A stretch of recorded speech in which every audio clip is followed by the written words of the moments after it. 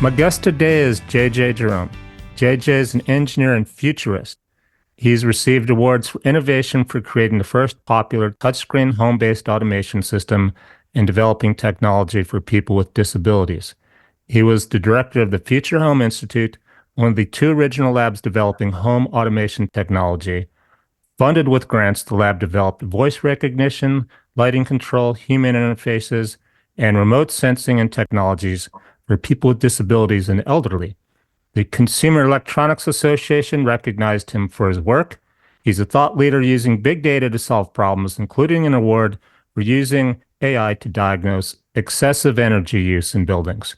He's also been recognized for contributions to the Bluetooth standard and bringing glasses-free 3D TV to the U.S. His latest book, Evolution Ended, makes use of his expertise on the human brain and technology to discuss technology's influence on mankind.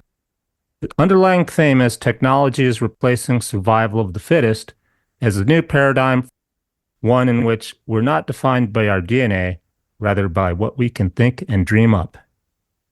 Welcome to my show, JJ. Thank you. Well, happy to be here. You mentioned something when you have a degree in biochemistry. How's the brain connection? What's your experience with the brain? Well, actually, my degree is biomedical engineering, and my first project was to build an implantable cerebrospinal fluid pressure sensor. And it was really a neat project because it was powered magnetically. It had no batteries or anything. And so physicians were able to monitor the pressure inside people's heads. Back then, they had hydrocephalus. They used to call it water on the brain. And this allowed them to monitor the pressure remotely. So it was a really cool first project.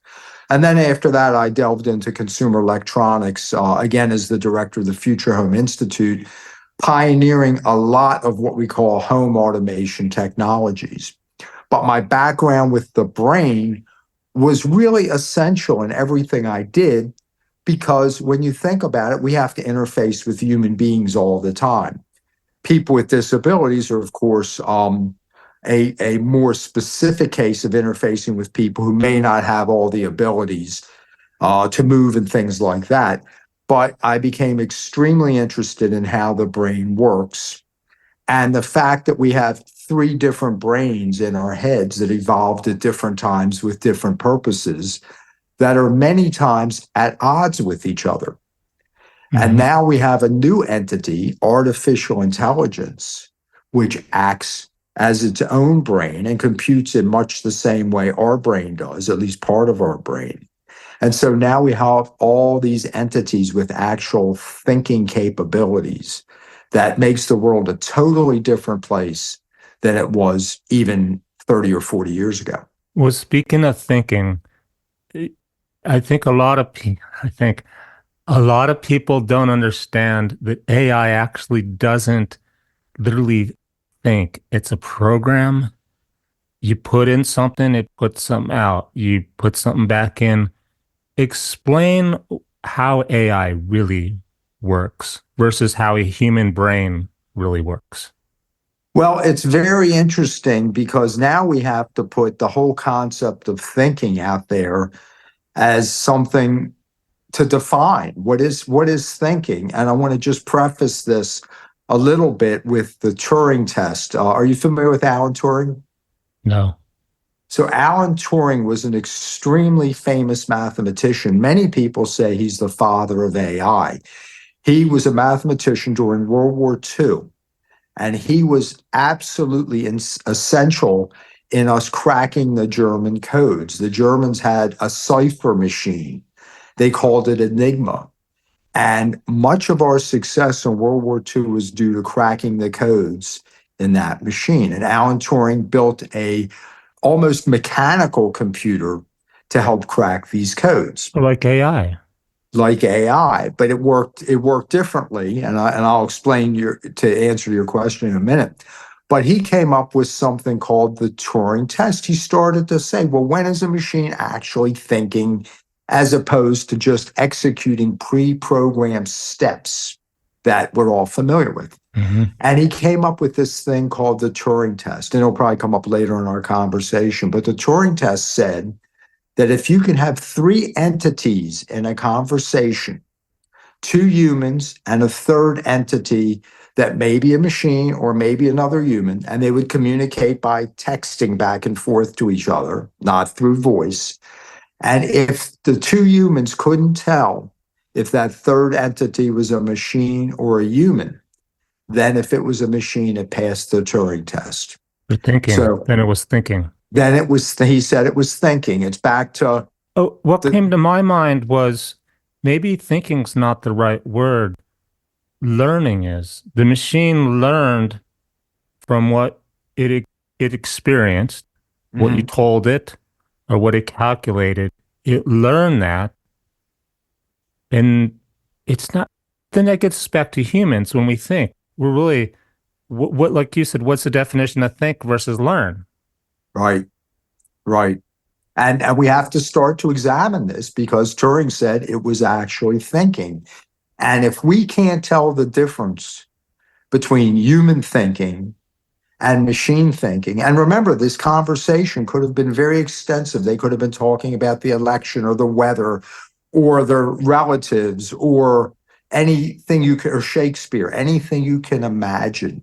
But if you can imagine talking to a machine and having it talk back in the same way you and I are talking now, exchanging ideas, pleasantries, analogies, all kinds of things, literary references, then I think you can here's the difference though. If I may suggest it, you can take it from my suggestion.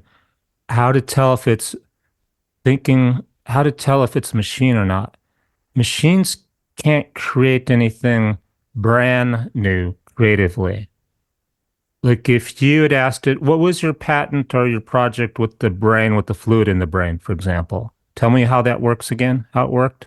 well, that was an implantable sensor.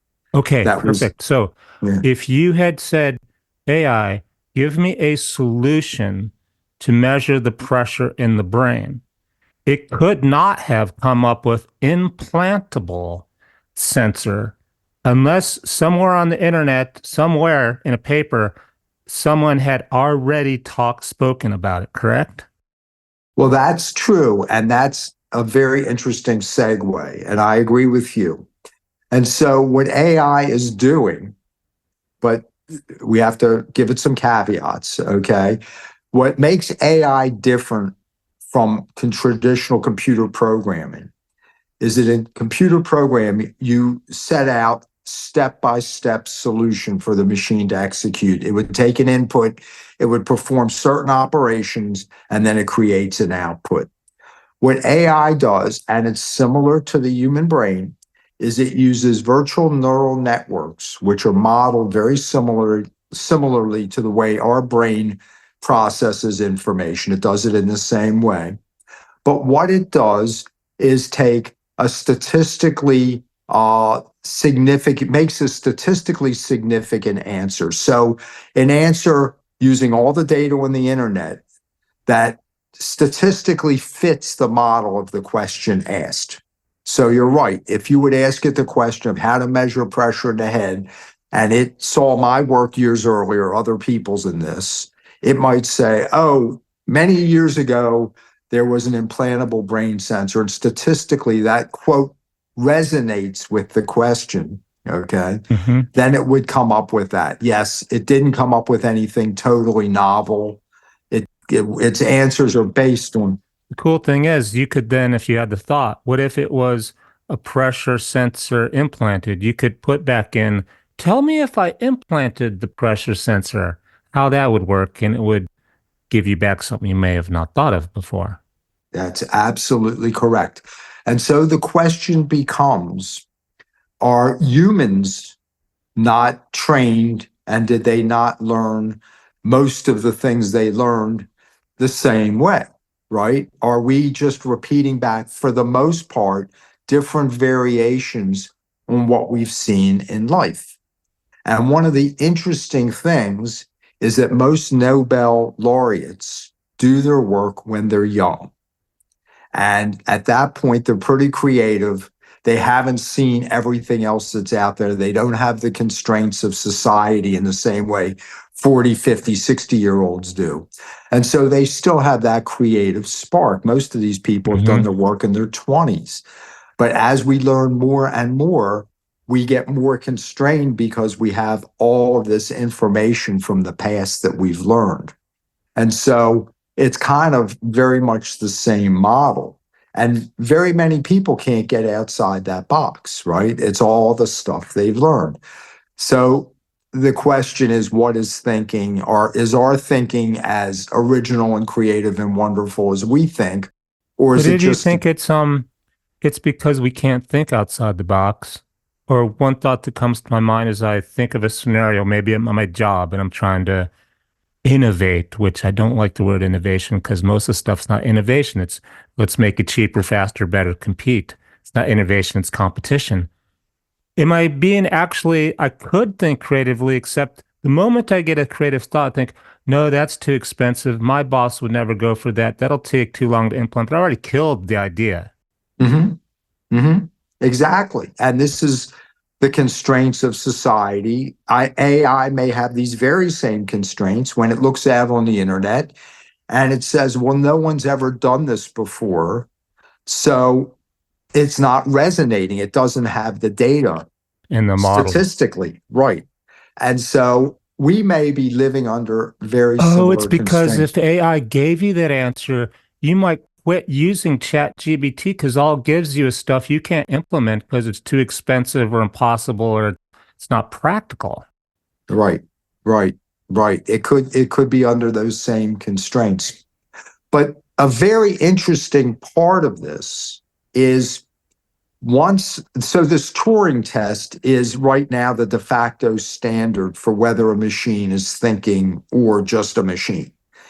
And the question then becomes, if someday some person goes to court and says, I have AI here and it's actually thinking, and so therefore we need to give it the rights that humans have, Like corporations. then right, then what will happen? What will the legal precedents be?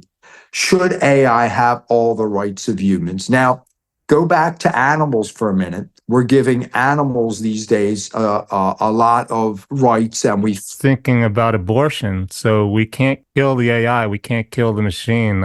It has rights now, legal rights. You can't kill it. spot on. Right, exactly. How could we kill something that may actually be thinking?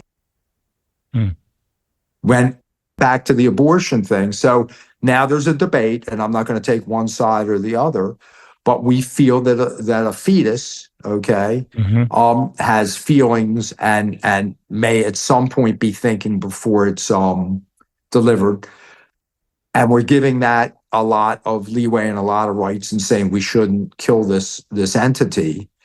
Well, AI at this point clearly has more visible signs of thinking than a fetus, right? So using that as a precedent legally, can we kill AI? Is that already being used as or suggested as a legal precedent? The term thinking, if something thinks, then it has, well, my dog thinks, and my dog doesn't have rights like a human. Well, it's got some now, and it's getting more all the time. Animals are now, There's you some animal can't, protection. right? There's starting to be, you couldn't kill your dog without some legal repercussions. You couldn't just shoot your dog, I wouldn't think. Unless someone's dog came onto my property in certain states and whatnot, then I could have the right to kill it, I believe. Right. But if you just went out and shot your dog, you'd have some penalties. And is AI any different? Could you kill AI? Well, that means we can't turn it What off. does it even mean to kill it though? It's where it's not physical. But if you turn it off, then it loses its thinking, it loses its state, it loses some of its memory, perhaps, depending on how it's constructed. And so you can make the argument that turning AI off, and then at some point somebody's going to say that it's got feelings, and it very well may develop Well, I was feelings. going to, don't want to get too analytical or too anal analytical. When you say I can kill or not kill AI, what constitutes AI? You said something that thinks, but the whole thing seems real subjective. That my thermostat thinks on the wall for my furnace. It thinks it's hotter, it's too hot, or it's too cold. Is that thinking? Can I? The lawyers are going to make this case one way or another, right? Yeah.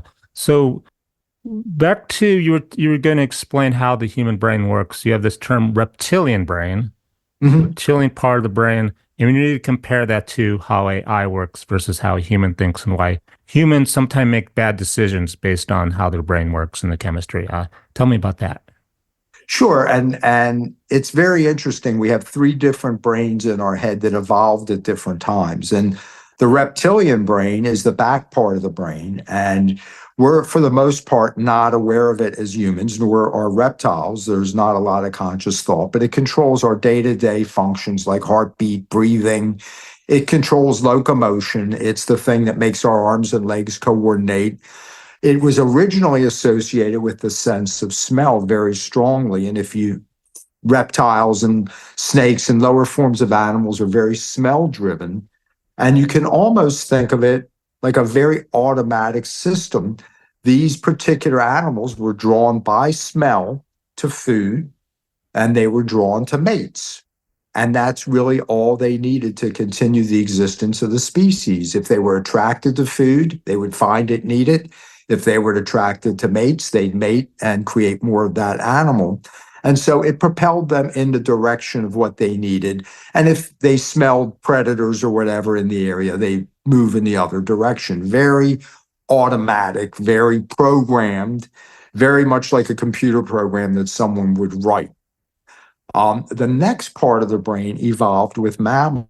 They call it the mammal brain. It's the center of the brain, but it's oriented very differently. It's chemically oriented and it produces hormones primarily. And these hormones are what allow us to feel things. And this part of the brain, for example, might produce cortisol if we're in a stressful situation. It might put our body in the fight or flight mode.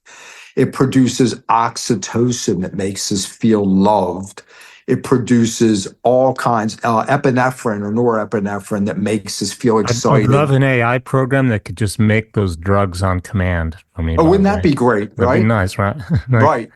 no need for Prozac or something else. Just make me a prescription to order. And oxytocin, right. Just a bit of Doesn't quite work that way, though.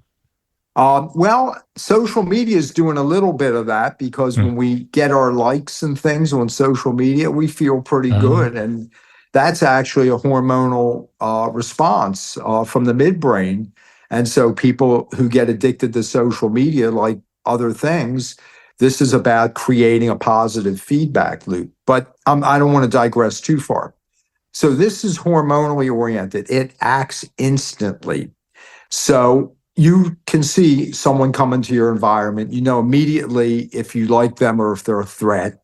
Just like a dog, when another animal comes into its neighborhood, it starts barking. This is not highly computed. This is based on feelings and based on hormones that are emitted. And this works very, very quickly.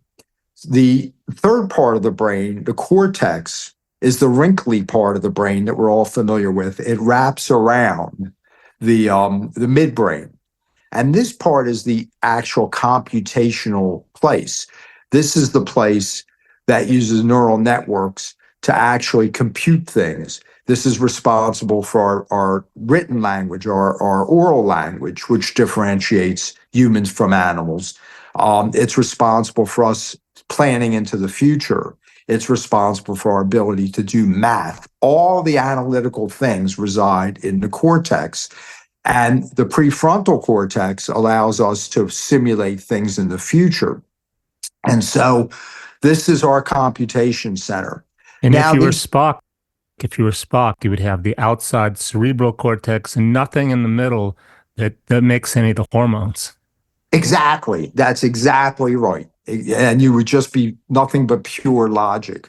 Matter of fact, you The have an example on your webpage where there's Spock and there's Kirk and then there's Scotty, who Scotty, I think, is more the reptilian reflex, fly ship faster or slower, do it now kind of thing.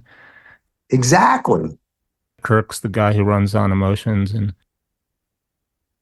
Exactly. And Spock is, that's Mhm. exactly right. And what it creates is something called decisive dissonance.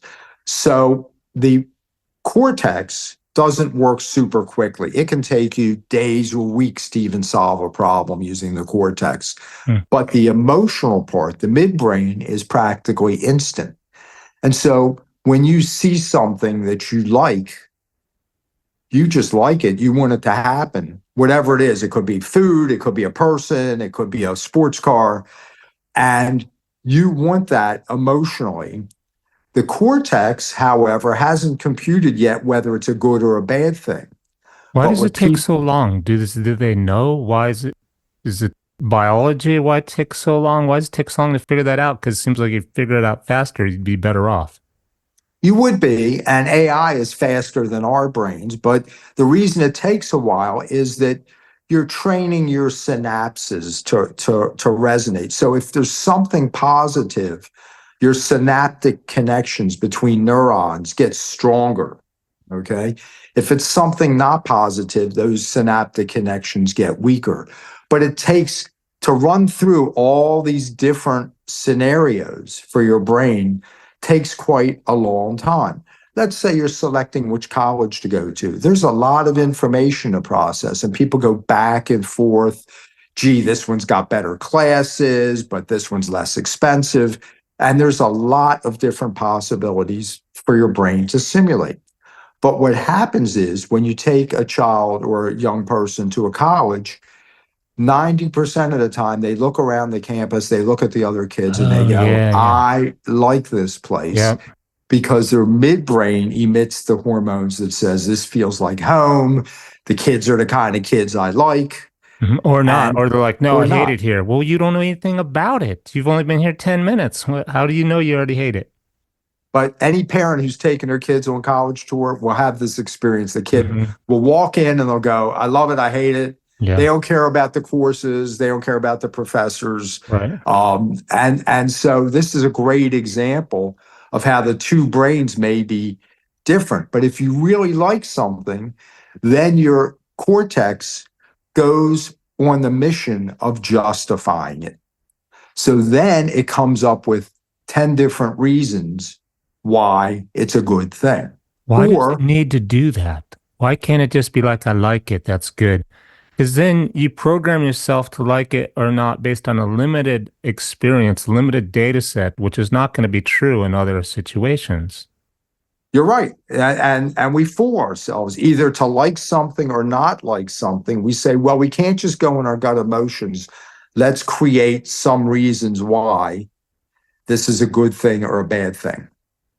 And so we do. And then we can tell our friends, oh, I didn't like it because the professor wasn't good, or I didn't like the department, or whatever it is. But in reality, they just like the way it felt. So I'm going to play devil's advocate, or just going to ask a Mhm. question. What would be, because I don't know the answer at all, what would be the effect if hypothetically we evolved without the cortex, just the emotions, but still had the logic to create technology, but we could more or less not need such delayed processing and an excuse for why we like it. We just like it or we don't like it. What would be wrong with that? I think what we'd wind up with is what we used to have in the old days. We'd have the alpha male, the betas, and they would just be um, society based on hormones. So if Mm. you're a very testosterone filled individual, research actually says that you may be more likely to be an Oh, alpha like I male. want that. I'm gonna take it, steal it, hit you, kill you, whatever. Right, right. Without any cortex to say, no, that's not the right thing to do. Well, I want it though. Shouldn't I take it? That's right. And way back in history, that's the way things worked, No right? ethics. There'd be no ethic, no morals. Right. No computation. There wasn't a lot to learn because what they learned was just enough to survive, right? Survival of the fittest. And that's where we would go. I'm sorry about the lighting, by the way, but I think we're too far in to change it. Anyway, He's got a um, real background, not artificial green screen or anything. We're all real on this channel. right. Yeah, exactly. Yeah. With a real sun. Yeah. Anyway, yeah, we would be back in the early tribal days where people did whatever they felt like doing. People were either friends, foes, or teammates. If someone from another tribe got close to your tribe, you'd probably kill them just because they were from another tribe. If they were part of your family or your tribe, you'd stick together and support each other. But it would be physically, the alpha male would go out and defend them. The warriors would follow the alpha male, No, all people, based on hormones.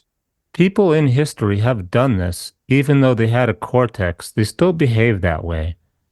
But that was fear-based. They had the cortex. They were just logically saying, we need to do this anyhow. They had bad morals, or they were just trying to survive.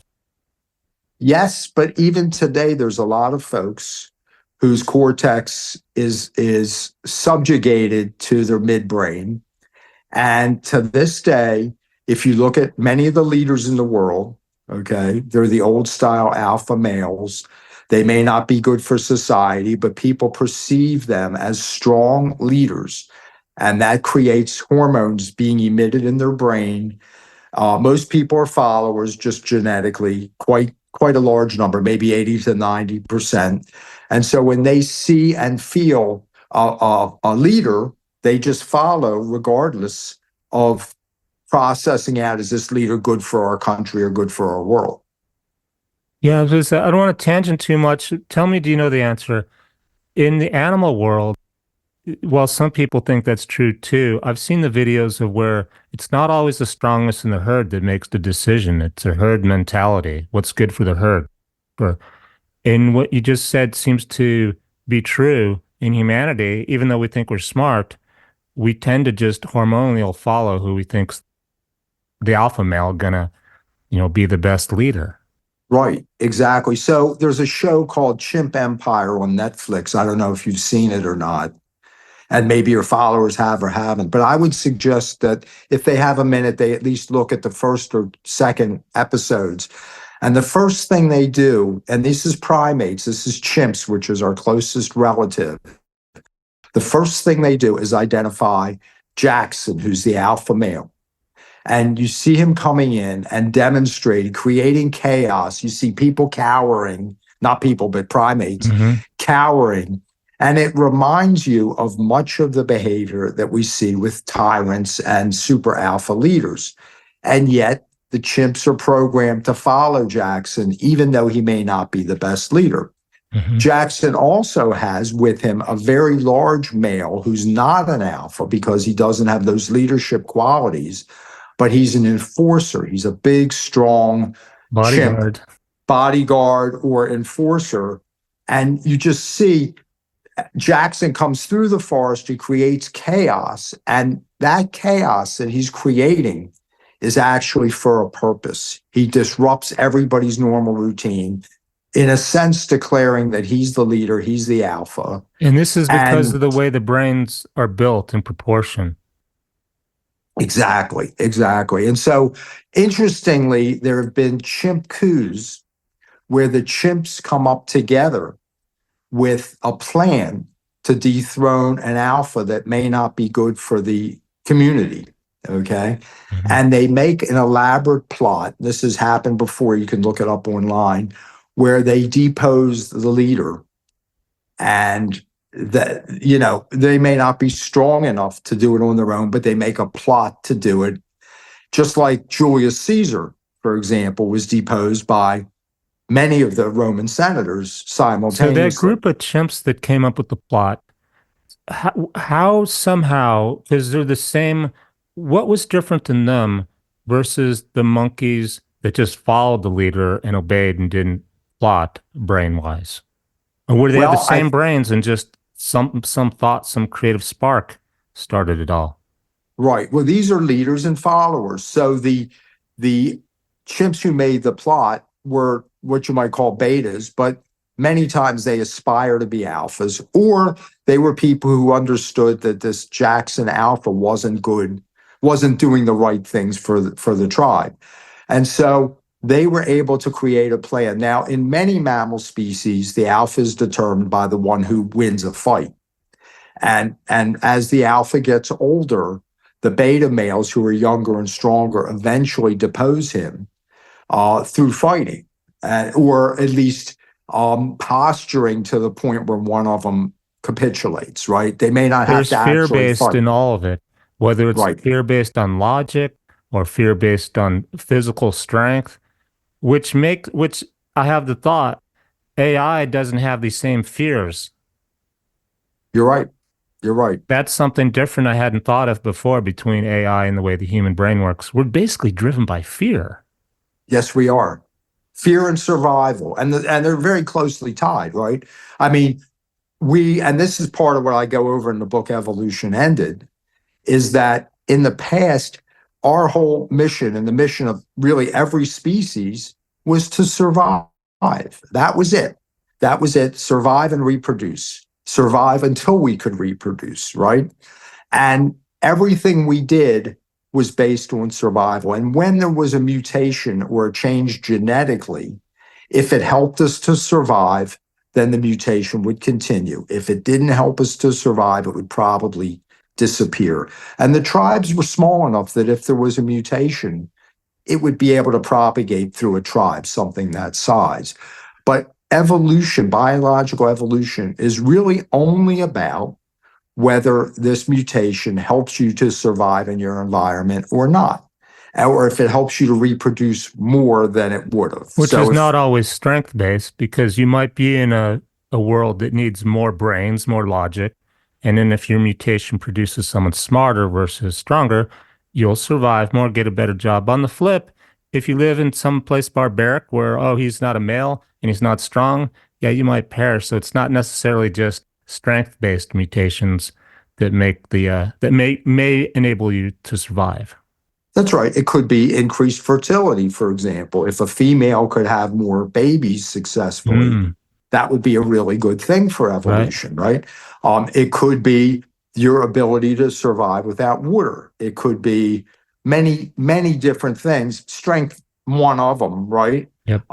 It could be also being smart enough to know where to find food or find water, or smart enough to know that you've exhausted your food supply and it's time to move on to a different locale. All these things, but it all The AI amounts doesn't to, have any of these things. AI, the computer doesn't have those. it doesn't, but guess what? We don't need them anymore anyway, Hmm. because in modern society, in first world countries, you don't need these traits to survive. You need to go to the food store to get your food. You don't have to know how to navigate by the stars. You have Google Maps. Hmm. You don't have to you don't have to be smart And to you can cheat survive. on your homework. Use AI to write your paper for English class. You work in the technology is how you survive.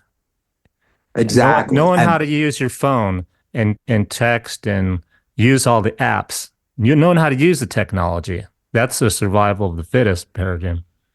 exactly. And that's exactly the point of the book. The point of the book is that we now survive through our technology. Our technology is what keeps us alive and healthy and strong, whether it's the internet and eventually AI, of course, as well. And so we now survive through technology rather than surviving through our physical fitness. And so, You go for a job interview and they'll ask you, how much do you know about using AI, chat GBT or whatever, and whatever you do? It's almost like a question on the interview now these days. mhm, mhm. And they also ask you about your collaborative nature.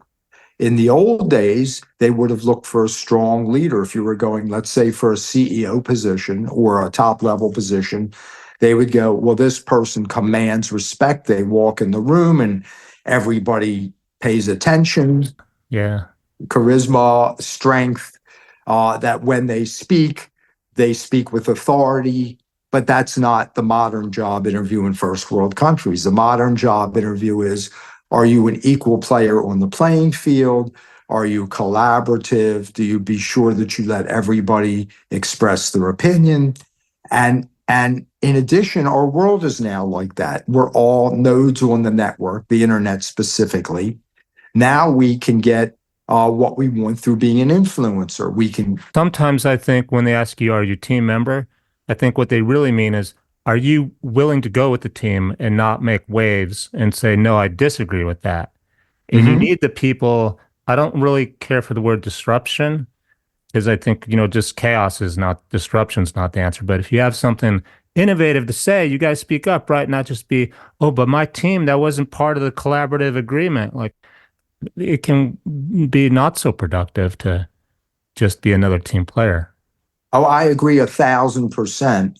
But what we live in today, or what we're moving towards, is more of a hive mentality Hmm. than a alpha male led, or other That leadership reminds based. me of the Borg, the Star Mhm. Trek Borg episode. Right, right, I don't remember the exactly. plot exactly, but it was to the point where everyone was plugged into the collective consciousness and there was no individual thinking. And if someone tried to think for themselves, they would try to terminate you. Exactly. And I don't think we're there yet. But the point is, in the modern corporate environment, people who are independent thinkers are frowned upon. Oh yeah, you called Um, what's the term? Not outlier. What do they have a term for that in human resources? When hmm, you're a rebel, but rebel's not the right word. I can't remember. I don't remember it either. Yeah. But that's the thing, right? Maverick, I don't know what you want to Maverick, maybe call it. Maverick, Yeah, Maverick. I don't know. But that is now frowned upon. In the era of Steve Jobs, he was considered a maverick, but he led to Apple Computer and the whole thing. These people used to be not worshipped, but very much valued in the organization. But now that's frowned upon, and everybody needs to be of the same mind. Disagreement is frowned upon. That's what I But said about the team player. I mean, I agree. I want to work on a team because everyone come up with a new idea I hadn't thought of, and that's great. But then if we have to collectively think of it at the same time and all agree on it 100%, then that's not going to work. That's going to keep us stale. exactly. So um, it's changing in the world. But the reason is that we're changing our model of how we work together, and we're changing our model of society. And I think this is the biggest transition in humankind that ever occurred, because up until maybe 50 or 60 years ago, it was all about surviving. Hmm. And now it's not. It's So how about, do you see it looking for good and for bad? The well, future I of think our society. physical evolution has pretty much ended, hence the title of the book, Evolution Ended. There are very few drivers for our physical evolution anymore, even our physical appearance. So in the old days, if you were attractive, you're more likely to attract a mate and more likely to have babies, which was a good thing for evolution.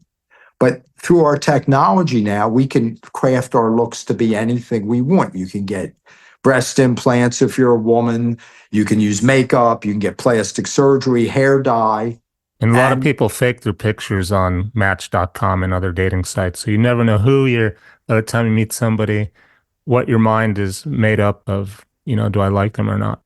right, exactly. And then we use birth control, which we didn't use in the old days, so that even if we're attractive, we can control the number of offspring we have. Now, almost all of them survive now, which is a good thing. But that whole sexual part is different than it used to be. And we don't have the reproductive imperative now, because we don't need a lot of children to support us. We're not going to lose half of them, to Mhm. infant mortality. And so you'll see in first world countries, the birth rates declining dramatically because we don't need those children. And so everything has changed. So from a biological perspective, I don't see us moving forward. We may be moving backwards a little bit, because we don't have to be attractive, we don't have to be strong, and we don't have to be smart to But survive the in today's that's world. always relative to the place and time that we are, because what's good to be strong at one point in time is not in another, and that can Hmm. go forward and backward. So it's all relative. Hmm. And so I agree with a lot of what you said. Our success in the world may be now our ability, based on our ability to use technology. AI is today, I would make the case that it's smarter than the average person. But you still need creativity. Without anything new going into the computer, there's not Hmm. going to be anything new created. Right, right. If you say, okay, well, build me a faster airplane or one that gets better fuel economy. Well, I've got plenty of data on airplanes, so I can keep making you better and better airplanes. I can't make you a spaceship. I don't Right, have any data on that. So right. it can be a crutch too. Hmm. I agree, but what's going to happen is that we're not going to. There's no pressure for us to evolve in any particular direction now, because again, our survival isn't at risk. And so, someone who's born very, very bright versus someone who's born average or even below average now has so many tools at their disposal that Well, the not relative exactly, advantage. because what comes to mind is I barely keep up with technology. If it wasn't for my three nephews, my teenage nephews, I'd be one step behind instead of 1.5 steps forward or with the rest of the people. Like you gotta get Chat GBT, you gotta get the latest iPhone. Why? Here's why. I'm like, oh, actually, I think the the determining gene or survival is knowing how to use all this technology, which is And that maybe you may very well be correct. just to And survive, that, mind you, just to keep a job, not right. necessarily to build a better humanity, but just to still survive and Well, you bring up an interesting point. Here's another interesting point, that it turns out that people with the higher IQs typically have less children. And this is all documented stuff. There's been many, many studies. So that's an interesting thing. So the people who are intellectually successful oftentimes limit the number of children they have. And so, from an evolutionary perspective, where's that going to take us? I just thought of my perfect scenario. So I have my wife and my few kids. I'm good. I don't need any more children to survive. I build a robot who is awesome at simulating every technology there is in the world so that I can focus, be the Einstein in creativity. Hey, robot, what do you think about this idea? Put that. He would know all the technology we're speaking of, the AI, the chat GBT, how to work their phone apps. He could do all that part like a super assistant. And I could just think of creative thoughts all day to add Yeah, to the model. you're right. You're right. And are we really going to need as many humans out there with robots that are really great? Have you seen the robot called Mecha? No, but I am reminded by when personal computers first came out, and there are a lot of people, young people don't understand this. There was a time you couldn't give away a computer. Nobody would buy it for certain. They didn't know what to do with it. The premise of the computer, the marketing was, and it wasn't true, clearly. With computers, you will have to work less hours per day. Life will be easier. You will have more free time. Clearly, it's the opposite. You're never not checking your messages on your phone, your text on your computer. Um, so, the idea with this technology to make the world a better place. So having a virtual assistant that's great at technology sounds good, but then kind of like, well, that it didn't work before. How's it going to work now? Well, think about also a virtual partner, whether it's a virtual girlfriend or a virtual boyfriend. If you check on YouTube for your listeners, AMECA, I believe is how you spell the robot. And she's amazing, the conversations they have with her. Oh. One I remember is that they asked her to draw a cat. She says, I have a marker here. I'll draw anything you want. And somebody said, draw a cat. And she draws a cat. And it isn't great. It's a line drawing. It looks like a child drew it, a young child. And the person says, Amica, this cat looks kind of sketchy. And she gets like upset looking and she goes, well, obviously you don't understand art. Hmm. which I think is hilarious, right? And think about a partner, a robot, who makes you feel good all the time. The You would robot train knows it. You which, could train it. that's right. It knows your hot buttons. It's not going to give you a hard time about anything. It's not going to need anything for itself. It's low maintenance, emotionally and mentally. What comes to mind, JJ, and I don't know the answer, I wouldn't unless I experienced it, is this would be like maybe we all have. You date someone who do you want to go to this place to eat? Yes. Do you want to go to this movie? Yes. Will you ever tell me what movie and restaurant you want to? This is just not feeling right. It's kind of not quite boring, but it's weird, and I don't feel real connected to you. Hmm. Yeah, Or you get no, you're those right. people that just love it and they're just fine being in their own world. I also think maybe there would be something lacking in that connection. No connection. Well, you might be right, but if the robot is smart enough, and there was a show called The Foundation, did you see it? Huh? No. No, but the word adaptation comes to mind. Your robot will learn, oh, once in a while I have to disagree. And it'll Hmm. mathematically and statistically know exactly when to disagree so that it's good for the relationship and when to agree so it's good for the relationship. They will predict and model you. Yeah, they could model you and make predictions to know exactly what you want and when, so you could live a happy life with the perfect partner. Actually, I guess that'll work. Right. It could work. And people are now having relationships with AI. And if they're satisfied emotionally, they may not be having biological children. And so that's another question as far as evolution. But if people are satisfied emotionally, Hmm. it means a lot, especially when there's a lot of loneliness now. So you remember we were talking about the tribes. If you lived in a tribe, you were probably not lonely. The tribe had a lot of emotional connections through your aunts and uncles and your brothers and sisters, and the tribe was together, and it had that group hormone Loneliness stuff. is huge. I will agree. There's a lot of suicide, definitely 50% of depression or more from people that are lonely. Hmm. Yeah. Right. And but the tribe, you wouldn't be lonely if you didn't have a job. The tribe would put you to work. They didn't have homeless people. They'd find a They were place for you to family. They were a live. unit. Right. And now we've gotten away from our tribes. Even in the early days of the US, the immigrants would come, they'd live together in their ghettos, but it was really an extended tribe, whether it was the Italians or the Jewish people or the Irish, whoever, they would all live together in that extended tribe. Well, we don't Hmm. really do that anymore. And your children don't stay in the tribe. They go off to a different city by Hmm. themselves and take a job. We don't live together anymore. We don't look out for each other anymore. And as you said, there's loneliness, there's suicides, there's Well, I'm all these working this things. through, JJ, because it's a great conversation. So I'm lonely. I have my pet robot, like my dog, except now it's got human clothes. It acts like a human. And back to your law that says nobody can kill my robot unless it kills you or does something, just like a person, right? Right.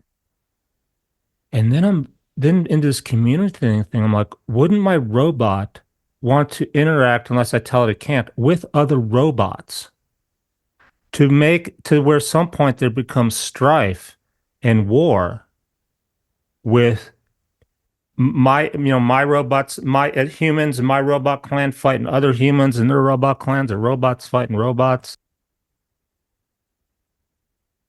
Well, you might be right. Right? Yeah, it And would think all about come. this. Robots are like a different race, right? So we don't even have good race relations today with humans, between humans of different races, different Yeah. tribes. Think about backlash against the robots, even if it's not the robots backlashing against us. Think about the people who were worried about robots taking their jobs, Yeah. things like that. And there's a lot of potential for violence against robots. The issue is back to what John Lennon said, all we need is love. The issue is we still with my pet robot or my partner, I'm divided instead of working as a unit, as a tribe. Right. Because we're tied to having our tribes look like us and have similar things. So our new tribes might be our Facebook friends that we interact with, or it might be our political parties. And part of the reason we're so polarized is because in the US, Democrats are like a giant tribe, Republicans are like a giant tribe. But when you have two tribes occupying the same space, typically there's friction. And that's, one of the things we're seeing. They identify with each other as their people. The other people are bad. The other I people can't are even threat. keep up with all the terms like the he, she. I don't identify with the race, gender. My gosh, when I was young applying for a job, there's this. I don't even think they asked you if you're male or female, and now there's like 7 different options. Um, but I don't know if we tangented too much from your technology AI speech. Um, where what is your solution to this, or the premise of your book? What's the premise of your book in terms of the bright side, the hopeful side? Mm. Well, the bright side is this, and I'm a fan of AI. I'm a fan of technology. I think humanity, while there's always a downside, the upside is generally far greater. So you could say the internet has a downside and social media has a downside. And we've seen some of the things it leads to, but look at the big benefit of the internet. And I feel the same way about AI. I think there are plenty of malicious people out there that are far more dangerous than AI itself. And while they may utilize AI for their ends, it's not the AI, it's the people that might make it very dangerous. But Hmm. having said that, in the old tribal days, our destiny was controlled by our DNA. If you were going to be a big, strong alpha male, that was because of your DNA, and you could be the king of your tribe. If you were going to be a weak person, maybe not so bright, that was your DNA, and you'd be basically doing grunt work your whole life. And um, because of technology, however, we have these force multipliers, and we don't have to worry about our survival as much. So these days, with all the AI tools that we have and everything at our disposal, you're not a prisoner to your DNA. You can be Well, it whatever reminds me you of want to be. when I was a kid and computers were just coming out, and everyone was like, "Stick with the computers, man. That's where it's going." Back when they were still using pens and paper, the old people. I'm like, why? I'm not really interested in technology, but clearly they were right, right? You get all these computer science people killing it with the job market. But then the market gets saturated and everyone's doing computer science, so it's not so great anymore. But there was that idea, 20, 30 years ago, technology, yeah, that's where you can get a better job. What is your what is your thought on like me, for example? So I got a degree in engineering, 10 years in it, and I'm just like, there's not enough creativity or expression, personal expression. And that's why I like doing the podcast. We can talk about stuff versus just sticking in the on the computer doing the what's going to happen to the creative people that don't want to embrace just technology? Well, I think technology is the force multiplier. Now, it doesn't hurt creativity per se. So, for example, you're doing this podcast, and part of the reason I'm thinking is because you want to hear about creative thinking, creative solutions. You now have the ability to go out and talk to hundreds of people with your podcast. You can influence through the technology. So it's a big force multiplier for Mm, really I anybody. get it. It took me a few moments, but I'm grasping the keyword force multiplier. Maybe force is a tricky word. It's amplifying what you're trying to do, whatever your intention is, whatever you desire.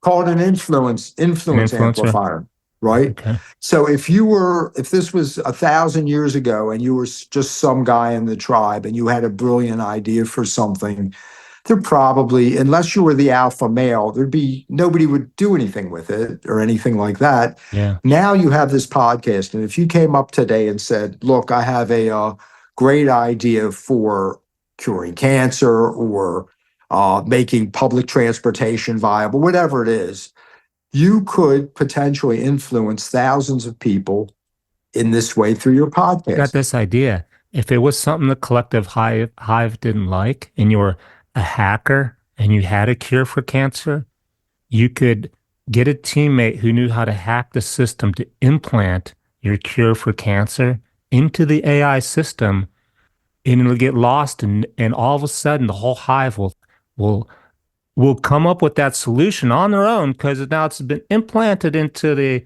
AI database. They won't even know where it came from, like a virus. A good idea, solve Right, cancer. right, right. So now you're not subject to where you were born, what your DNA was, all those things. If you're born in the middle of sub-Saharan Africa now, through technology, you can do a lot of things that you wouldn't have been able to do, 1,000 years ago. And so we all now are much more equal as far as our ability to influence the world, the ability to realize our dreams. Say you're born in the Sahara Desert, you don't even speak English, but you have the technology. Now, if you have a creative thought idea, you can use that technology because it'll do the translation for the language, whatever, and you can contribute to society, your creative ideas. Whereas before, you would just been picking up camel poop in the desert. Exactly. That's exactly my point. Even my book, for example, these days you can publish a book through Amazon. You have the technology on your computer. You can talk into the computer Hmm. what you want and it'll make a book for you. And in the old days, that wasn't possible either. So many ways for all of us to get our voices out, to be heard, to let our creativity show that were only available to a very few people Hmm. back 100,000 whatever it was years ago, and now we are freed from this. And so the optimistic viewpoint that I do have is that everybody's value will be enhanced, their ability to be whatever they want will be enhanced. Nice. um, it's going to be a great thing, but not without some disruptions along the way. What will be the real quick, because we're almost out of time. What would be the negative disruptions on that? I kind Well, of I forgot think about the we negative ones. Yeah, I mean, I think we're seeing backlash now, even in our election here. The old male model versus the more egalitarian model, Oh, they for won't want to. They example. will want to keep their power. Well, and people would want them to have power because they're genetically programmed to follow an alpha, Uh, right? So we're in that transition now, and the negative is that people will fight each other. People who were alpha followers and mhm. alphas may fight people who have a different model. This transition is going to take a while to happen. It's the midbrain with the hormones versus the cortex of people thinking things out. And society isn't there yet. So we're in an We don't era. want to be Captain Kirk, Warrior, or Spock, like Brain did emotionally. We want to have Mhm. balance. Right, right. And so ideally, we become Captain Kirk with Spock's IQ, right? Right. Ultimately. But it's interesting when you do the Spock and Kirk analogy, is that's where we're at. And Kirk was a great leader in most people's eyes, but he lacked, when Spock say you have a 3% chance of success, he didn't care. His emotion was Yeah. going for it, And right? because it was a movie, everything always came out good. Life's Right. not a movie. Exactly. Exactly. Yeah. Yeah. Yeah. So, is there anything else we haven't talked about you'd like to add? You have a bullet point. What do you mean by the evolution of racism? Do we kind of Oh, already go, yeah, what is that about? well, when you think about the old days when we lived in tribes, or think about your dog out in the front, and when another dog approaches, the first thing they do is start barking and ringing the alarm bell. Hmm. We were genetically programmed to be fearful of other tribes, whether they had the same skin color or not. And even modern experiments have shown that when someone of another race enters the room, people's heart rates typically go up. And in evolution, there was good reason in the old days to fear the other tribes because they either wanted your land or they wanted to eat you or they wanted to rape your women or whatever. This was part of tribal life. This is what happened. If you look at the American Indians, they had many wars between the tribes even before the white man came and dominated them. That's So, one thing a lot of people do not know about, actually. They always think, oh, the Indians, poor Indians. Look, they used to kill each other too. They right. were human. They were human. They had wars between themselves. They weren't just some peaceful, there were peaceful tribes and more warrior tribes, but they all had wars still. They were human. Right. And war, the winning tribe typically had better DNA because they were the stronger ones. So the winning tribe actually promoted evolution to some extent in a direction. But the point is that all this tribal stuff, is now gone, right? And so it's very interesting how all this ties together. Nice. Well, it's been a great conversation, JJ. I really Thank you. appreciate you being on my show. And I appreciate the opportunity to talk about this. I think it's interesting stuff. His website is there's three J's, right? jjjerome.com. Hmm. So jjjerome.com. It'll be in the show notes. His book is Evolution Ended on Amazon, and I'm sure wherever else you want to buy books. Thanks so much, JJ. Thank you. I enjoyed it. Take care. Bye bye.